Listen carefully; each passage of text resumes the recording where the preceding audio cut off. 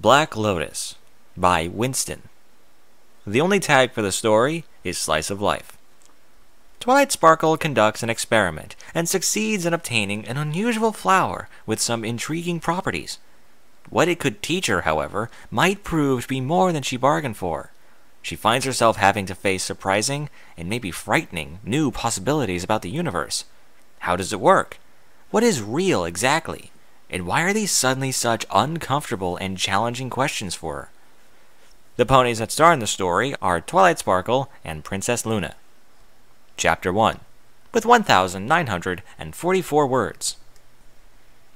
Everything we call real is made of things that cannot be regarded as real. Niles Bohr. Princess Twilight Sparkle walked toward the pond with slow, deliberate steps. When she arrived at its edge, she stopped and stood still in the lush grass, watching how the glass-smooth surface reflected a perfect inverted image of everything around.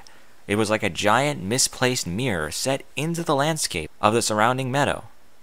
The water was so incredibly motionless and crystal clear that she felt a disconcerting sense of unrealness settling in after staring at it for a few seconds. Like the slow-building urge to scratch an itch, she began feeling a growing temptation to reach out and stomp it with a hoof so that she could break the impossible perfection of it. She wanted to hear a splash and feel the wetness and convince herself by seeing the spreading concentric ripples that this was ordinary liquid and nothing more. That the ordering of the world was still intact and the rules that describe it were still hard and fast. That they were still real, even here. She didn't. Instead, she shook her head, then took a couple steps back and focused. There was a more important purpose here, she reminded herself. A better experiment to show what she hoped to find. Twilight narrowed her eyes and concentrated while she looked out across the water. For a few seconds, the stillness of the reflections on the pond remained unbroken.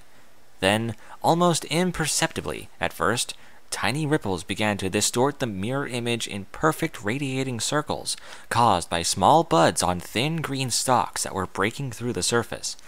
While she watched, the stalks thickened and grew, climbing eagerly toward the sunlight in the clear blue sky overhead, while leaves like lily pads unfurled and floated in place around them.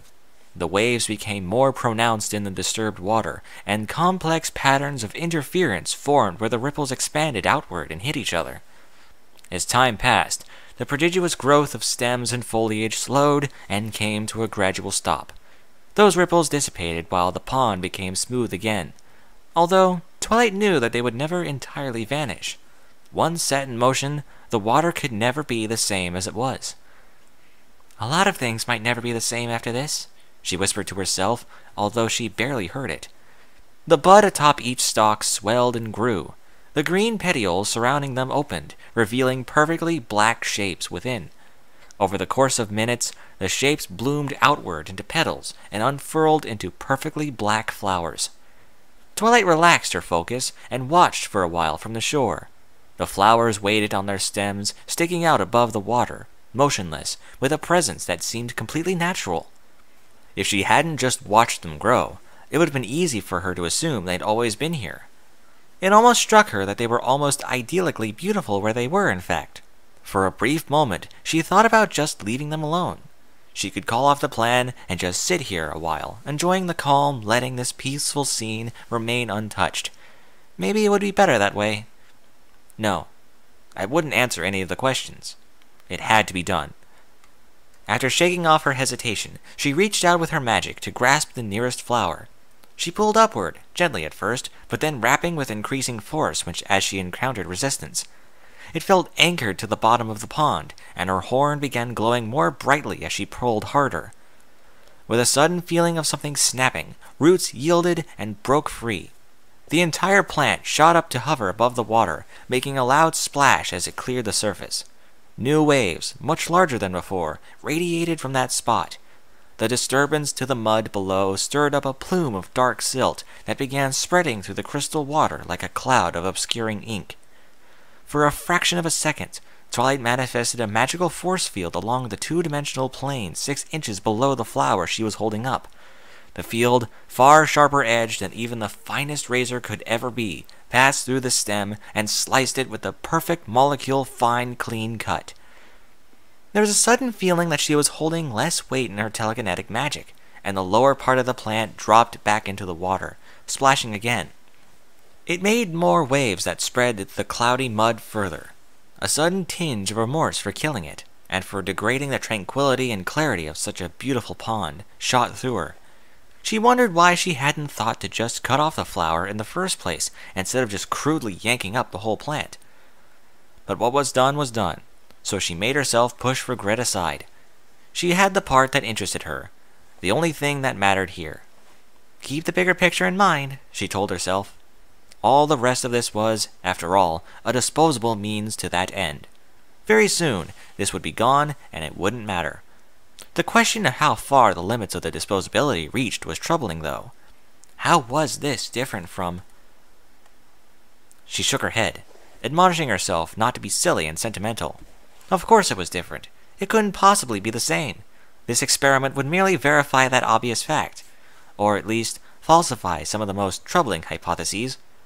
Keeping the flower held tight in her magical grasp, Twilight spread her wings and took flight. There was nothing immediately around the pond, just grassy meadows and gently rolling hills. But she knew what direction to head in, and before too long she started to see stands of tall trees. She recognized them as the Whitetail Woods, and found herself overflying Fluttershy's cottage. The orderly rows of Sweetapple Acres orchards weren't far off from there. Clusters of homes and shops that marked the edges of Ponyville came into her sight. Her home, the crystal tree of her palace, was visible shortly after that. Upon arriving, she hovered outside one of the palace windows and opened it easily with magic.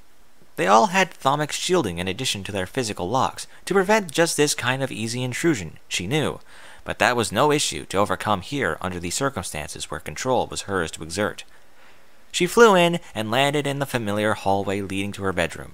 Small tapping sounds of her hooves against the hard floor echoed in her ears while she walked, seeming loud by contrast to the otherwise complete silence, and she was acutely conscious of the dark flower she carried next to her, floating in a soft purple glow of magic.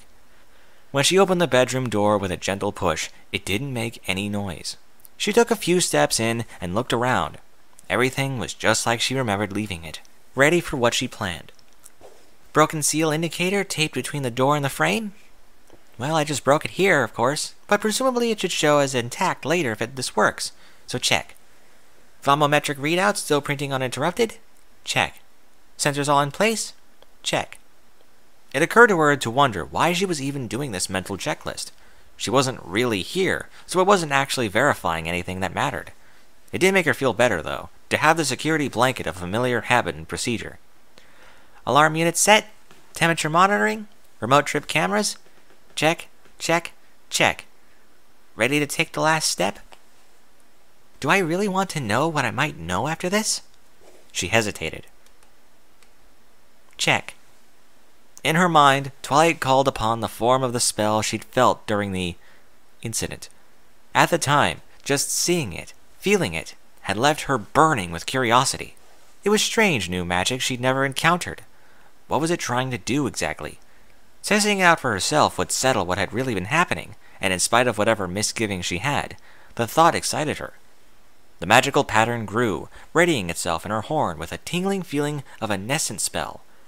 There was one last moment of hesitation, standing near her bed, before she targeted a spot a little bit in front of her in the open air.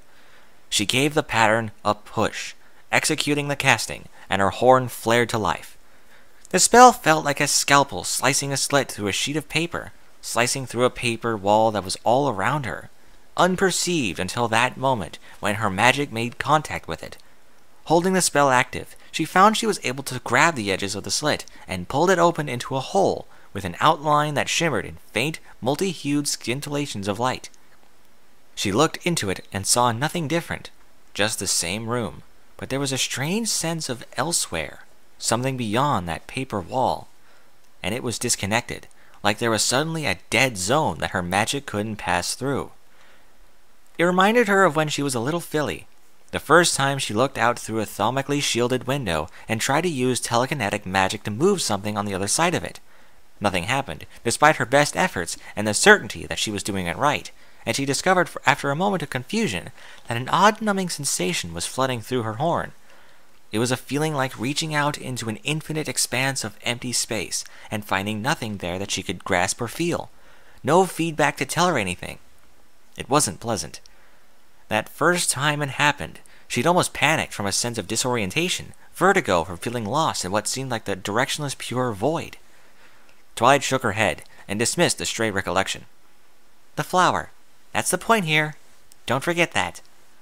She refocused and floated it through the opening, pushing from behind as far as she could until her telekinetic magic was cut off when it moved into the space behind the hole. No longer supported in the air at that point, the flower dropped and vanished out of sight. Where it ended up, only time would tell. With the task done, she relaxed and released the spell. When it wasn't held open, the hole collapsed back into a slit. Then the slit merged back together and sealed up like it had never existed. That perception of the boundaries of the paper wall disappeared. The sense of elsewhere was gone. Twilight turned and quickly exited the room. There wasn't anything left to do but wait and see the results, if any, were wrought. In the meantime, she could release control now and let whatever would happen, happen. She wouldn't be stuck here too much longer. Or at least it wouldn't feel too long anyway. These things were funny like that. Time was pliable, and it was often hard to tell here that it was really even passing at all. But nonetheless, it somehow moved forward in fuzzy, ill-defined chunks easily enough when it was convenient. She looked forward to the alarm clock going off soon so she could find out if the night's work had accomplished anything or not.